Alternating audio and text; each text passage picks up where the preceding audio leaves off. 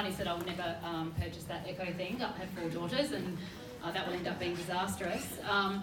And I suppose as machine learning employee and enthusiast, there is still yet not a lot of transparency around these algorithms and black box models. So I think highlighting the importance of that ethical decision making within those frameworks is really important. So I got a lot out of that, and I hope you all did too.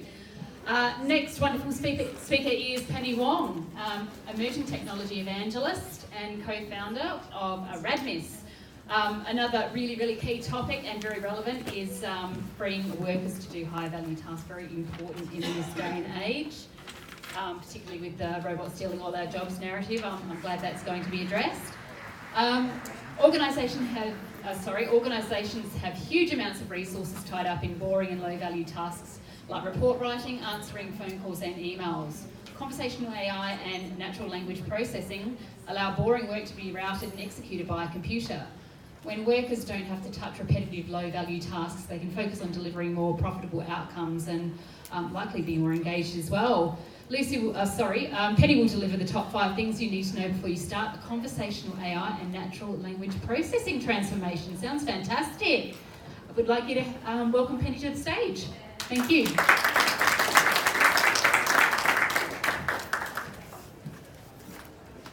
Thanks for coming. First, I want to start with 2 things. So my mum taught me about gratitude, and my dad led me towards the science fiction path. So I'm grateful to be here with you today, but I'm also grateful to have had this journey over many years.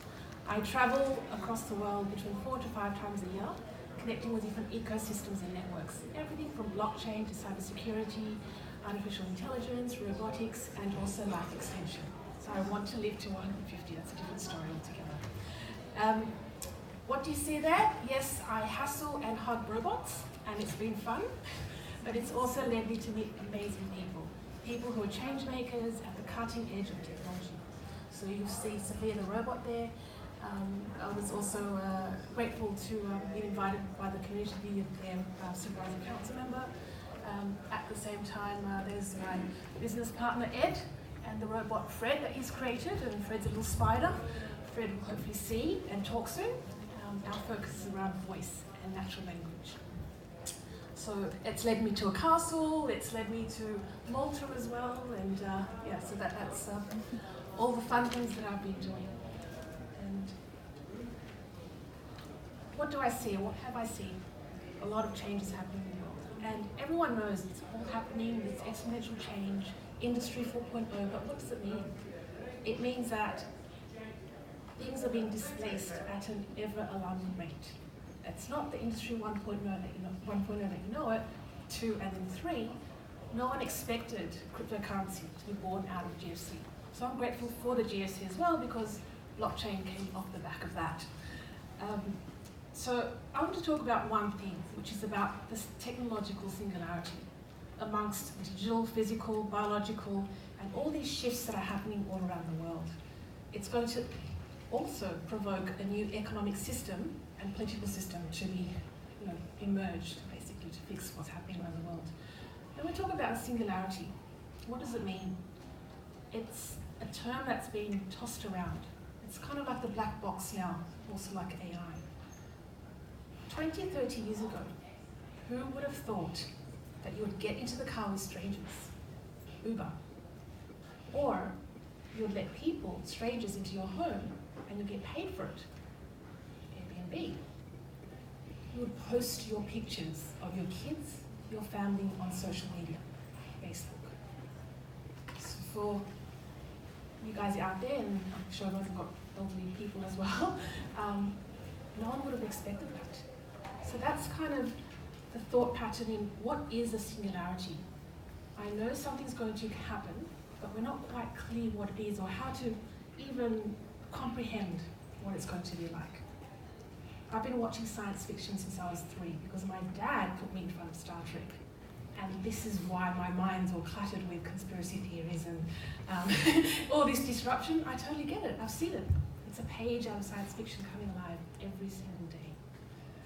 So, back in 1993, a very famous and 5-time Hugo Award winner, science fiction writer, coined the term the singularity.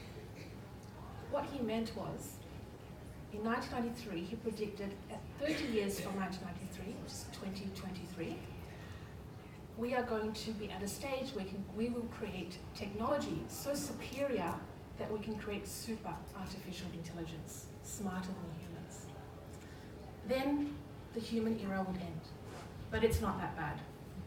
Fortunately, the prophet of singularity, Ray Kurzweil, readjusted that prediction to 2045.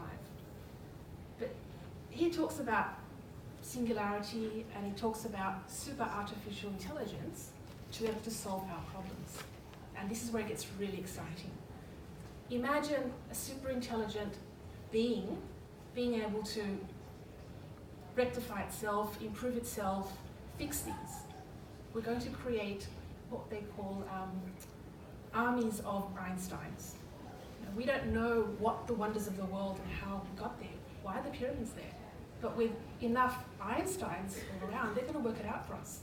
They're solving things in the medical space, we're going to get to space sooner, so there's quite a few things happening. So that for me is very, very exciting. And that also had led me to support the Singularity Net off the back of Sophia the robot. And amazingly, I met Ben Gertzelser, my friend Simone, and Ben's about AI marketplace. How does he create that marketplace that is benevolent or supports the benevolent artificial intelligence? Now, bringing it back to today, that's all happening all around the world, but how is it relevant to us? This is relevant to us. I've rescued and salvaged over 40 failing digital projects over the last 10, 15 years. And every workplace that I see, there are people complaining about this stuff, all the low value stuff that we shouldn't be doing. A third of our time is spent at work, and most of it, minimum 30%, is spent just bottom of the food chain stuff. So it is a sure thing. Everyone's overworked and it's killing creativity. How do we free up our time to do higher value work? And that's what we're doing at Radmis and my team, and for every client that we work with, I'm excited because we are freeing their time up, just getting rid of basic stuff. We've all heard it, 40% of jobs are going to be automated. Fantastic. It's actually tasks that are going to be automated. As much jobs that are going to be displaced, there will be more amazing jobs being created. We talk about AI and going rogue. Maybe there's an AI compliance officer, AI correctional officer. There's 100 different jobs that will be created, which is pretty cool. But this dialogue is about removing the very basic rote tasks. If you go into a call center, question, answer over and over again. Just get rid of that stuff. Why do you even want to do it? Why pretend to be at work if you can do your work or task at 30% of the time? Why pretend to be there? Let's do better things at work. So here's a little bit of proof. As productivity increases, working hours has decreased over time. And it's the Scandinavian countries, the first world countries that have kind of figured it out, the most innovative countries. Work less, earn more. And I'd like you to think about, within all this change happening, all we have to give is our time. We change our time for money. With everything going on, with innovation, with new technologies, it's going to ask us to question our value in the world as well. And I'll come to that shortly. Weekly work hours over time. So what I've correlated is, how many hours are we working each week? Since the first industrial revolution, we've been working more than 70 hours a week. Second industrial revolution, when mass production electric power came in, that dropped down to 70 hours. Henry Ford coined the term the weekend. People were working 6-7 days a week. And what he did was, gave all his workers 2 days off. It's called the weekend. Awesome. He was able to automate transportation, give people back free time, and they had their weekend. So where are we now? At the cusp, at the beginning of the fourth industrial revolution, I'm hoping we can actually get that down to a 3-day working week. So if we can automate more of these menial tasks, move humans up the value chain, I'm first to actually support less effort, so we can spend more time. Did I break something? Spend more time doing higher value work.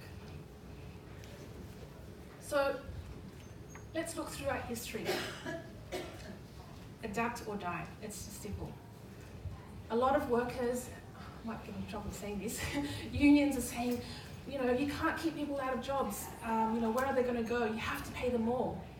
Well, if companies are paying people more and they're not actually improving productivity, then they're going to be left behind in a global marketplace. So they need to really rethink and innovate how they actually tackle this problem.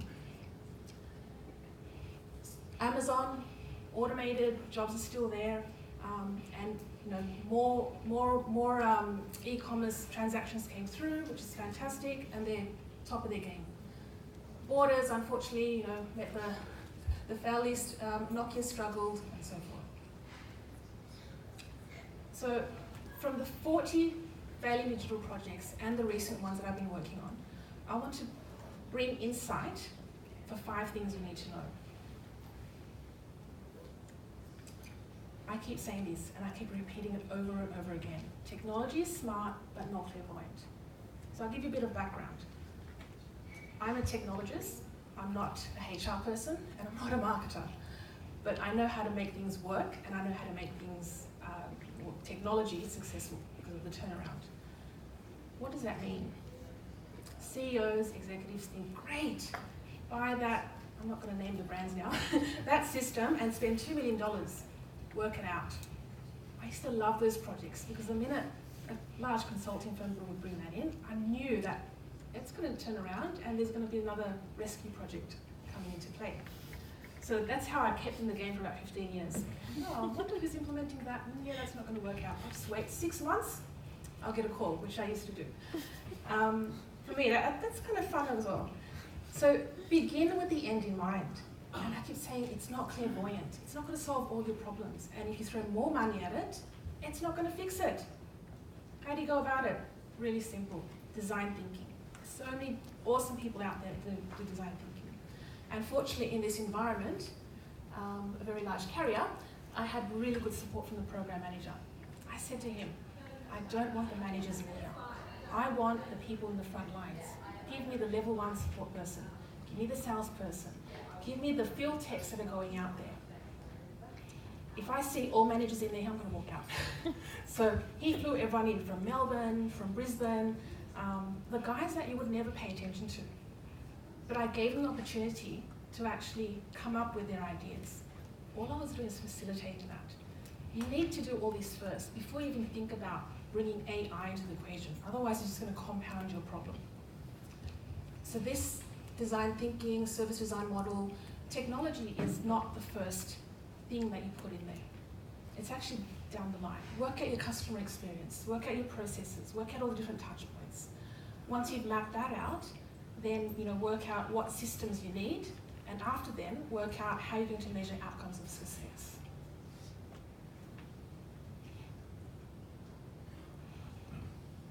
Now we get to the AI part. AI, natural language and voice. So why voice? We were born to speak, and that's natural. We weren't born to type. Mobile phones, I want to get rid of this one day as well. This is so antisocial. Now, imagine the movie Her, if you've watched it. If not, you must watch it. I've actually got a list of 50 sci-fi movies that I can recommend on my Medium page as well. And for everyone, there's a lesson, like Lucy said as well. So first, what do we talk about? In order to create this being, think of it as a little 2-year-old child. You can't expect it to be smart if you don't teach it, if you don't have a vision of what you want it to do. So start with a target. What is it that you want this digital assistant to do? I have one that schedules all my meetings. She does that one thing, and she does it really great across different time zones. We were working on automating the accounts payable process. 20,000 invoices come in. You don't need people to constantly answer the phone. Yep, invoices in the pipeline. The minute the invoices drop in, our system strips all the data out automatically. puts it into transaction records and queues it up. Now, if the data is missing, the digital assistant would know there's the name of the company, the invoice, the dollar figure, and a PO number. If it's missing a PO number, that's where your humans are going to call, or they're going to email in, get the digital assistant, email back. Thank you for your email, but we're still missing the purchase order number. In order for it to progress, can you please confirm what it is? And let them mull it out. Does not need human intervention. So that's target. What do you want it to do? Then you need to work out the conversation. Is it conservative? Is it back-chatting? Mine's back-chatting. And a lot of the times, this thing's not going to be 100%. It's actually how you handle the error cases that's really important. That's where a lot of bots or chatbots have failed, because it's very rote, it's very robotic. I want to do this, answer no. But if you put a bit of humour into it, it changes the game a little bit, changes the interaction, and people are a little bit forgiving. And that's where I need creatives to help with creating that experience for a company. What is the brand of your company? What persona are you going to give your company's digital assistant to be able to work or converse with your customers and your staff? And it kind of needs a scriptwriter. I've learned through the journey that as much as I've got technical skills, I've had to upskill on psychology, upskill on philosophy, and script writing. So how are you going to maintain this dialogue and make it entertaining? Call to action. What do you want your digital assistant to do to get that person to do something else? Give me a purchase order number, or call us. Maybe not. Metrics. Metrics are important, especially when you embark on this journey. You need to measure the outcomes of success. Are you reducing workload by 30%? Are you reducing calls by 70%? And that will help form the business case for your next project. And policies, don't forget that. Everything from security of data to regulation, compliance. How do we embed that into this design of what this bot's going to be, this conversational assistant? And when I say conversational, I mean across all mediums.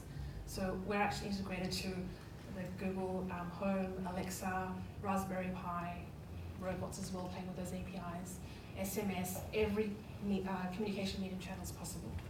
And you'll maintain one session about the client. But first, go into a new environment, like, yep, put this thing together.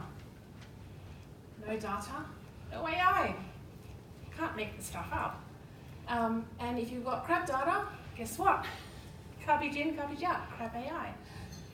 And a lot of organizations don't realize that data is their most important asset. I'd go one step further to say data is your most important strategic asset. Large organizations were once startups, and what they had valuable was their data. If they're able to get insight from their data and merge their company data with their industry data and with any data possible, it will give them that leading edge. So it pains me to think that people have this stuff lying around. You don't treat your financial assets as many companies treat their data. There's stuff on personal computers, it doesn't get backed up, and people don't realize also, hang on, yes, I may sync up once a day, but if your computer hits a virus, you're not going to have your data.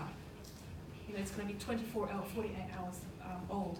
So you need to work out your risk tolerance in terms of the securing and protecting your data.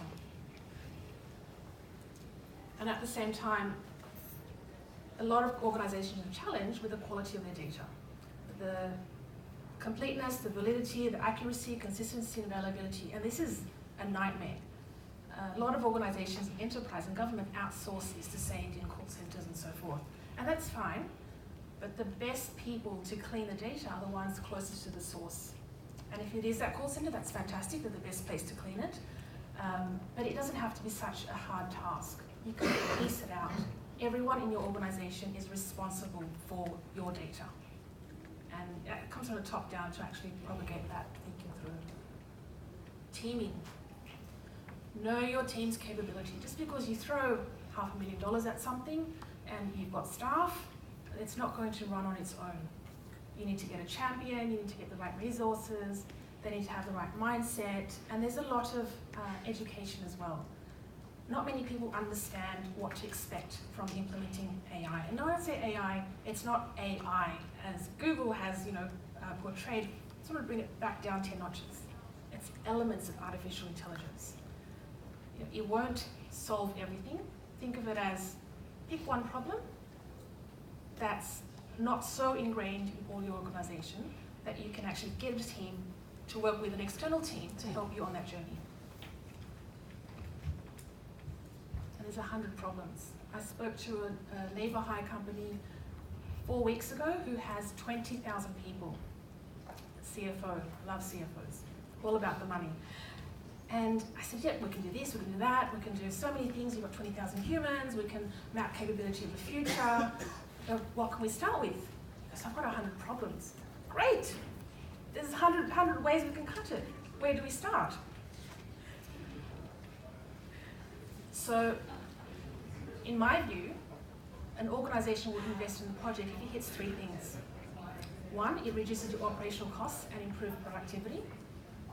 2, if you have risk and compliance issues and the need to enforce governance, with stuff coming out from the Royal Commission in the financial sector and the aged care sector, there's been more of a need now to ensure that your organisation meets government compliance, regulatory and so forth. And 3rd, there's a need to improve customer experience. Reduce all that level 1 staff that's killing you, your customers. How do you streamline all that and improve employee morale? And if you're able to address these things, you can also tie in or make more time to do innovation projects, looking at workforce of the future, supply chains and how do you actually streamline the entire value chain, look at better ways to meet compliance risk management and also circular economy. So I'm all about conscious capital, and with every project I look at it from that lens as well, taking values, value systems, understanding of how that future post-world should look like through automation and abundance. So if you have that mindset, you start to solve problems in a very interesting way.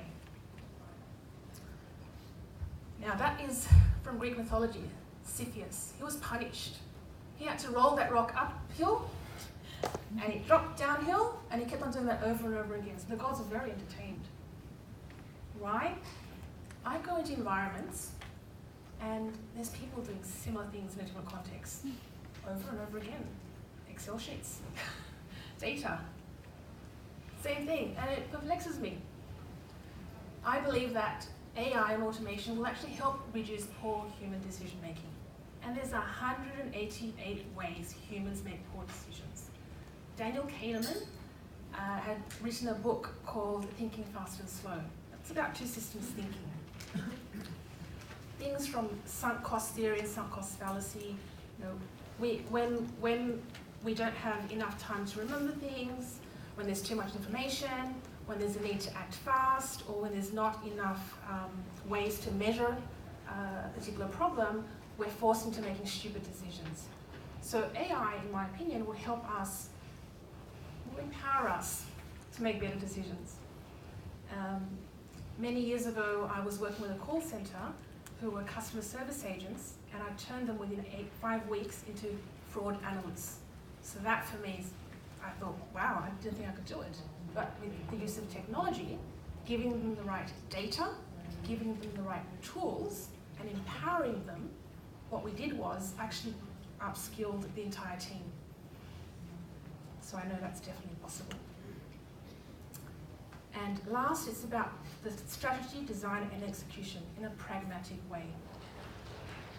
Some companies go out there to enterprise and government with fantastic ideas.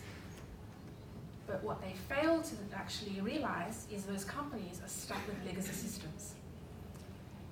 $300,000, I'm not going to say the brand now, consulting firm engagement.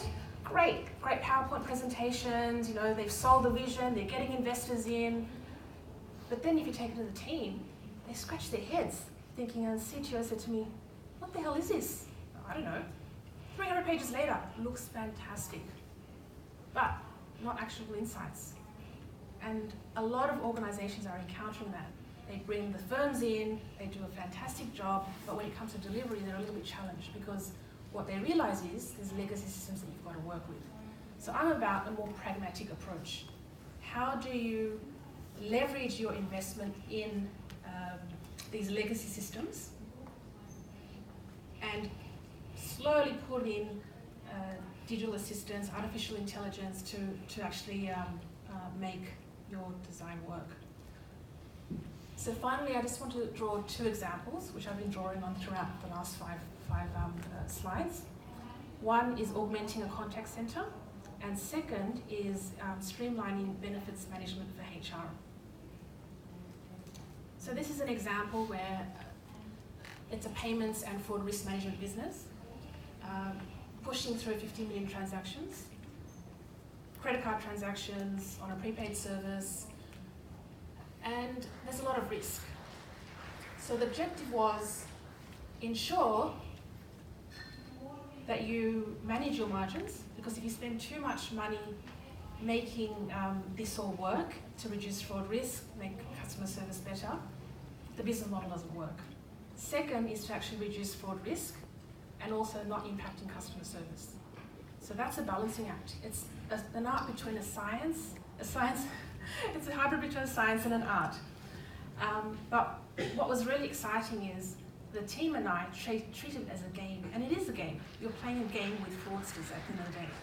53 million transactions, the risk profile engine that we built were looking at benchmarking the transactions, profiling each transaction that goes through, whether it's high risk or low risk. If we've seen the customer for the last 12 months and they haven't done anything bad or perpetrated any fraud, then low risk.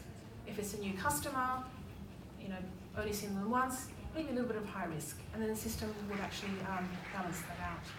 But we needed the humans, we needed the people to mitigate the transactions that we call fuzzy. So the system couldn't decipher pass or fail.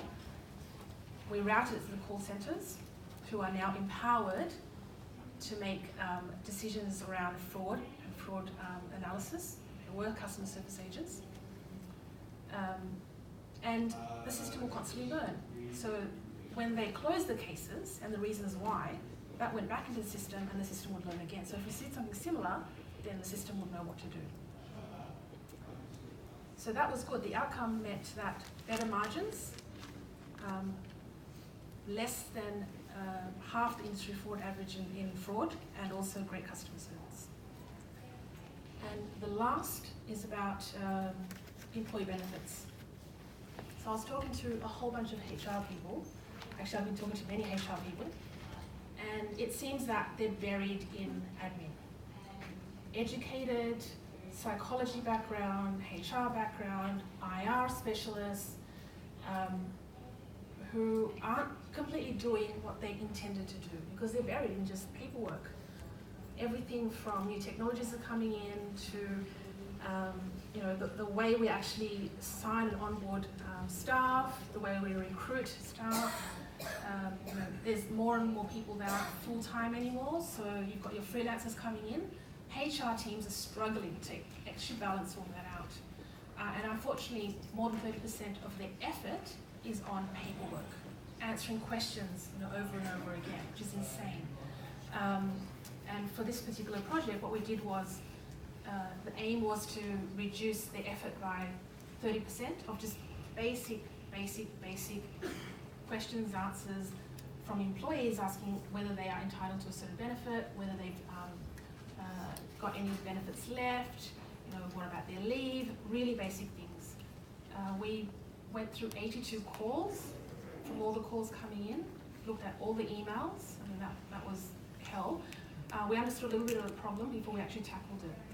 So the use case was about reducing level 1 for that team, for that HR team, escalating to a human when it's too difficult for the system to actually streamline or automate the processes, and also give people the ability to do their own reports. And by the own reports, I literally mean please send me what happened yesterday, full report. So there's no need to log in, there's no need to actually get someone to do it. You go directly to your digital assistant, they go into the system and pull out the report for you. I mean, there's work and effort behind actually putting it together, but that's how I see the future should be. And, you know, get rid of the computers if we can, you know, get people out talking to more people, away from the desk, all that manual stuff. I don't know, but time's short, you know. There's no need to be doing manual things over and over again. It's like we're stuck in the 80s. So our mission is freeing workers from all that low value stuff so we can move them up the value chain so they can do higher value work. And that's it. If you want to know more, we've put together a white paper as well, and go onto the website, drop us a mail, ask questions, and yeah, we'd love to continue the dialogue at some point. Thank you for your time.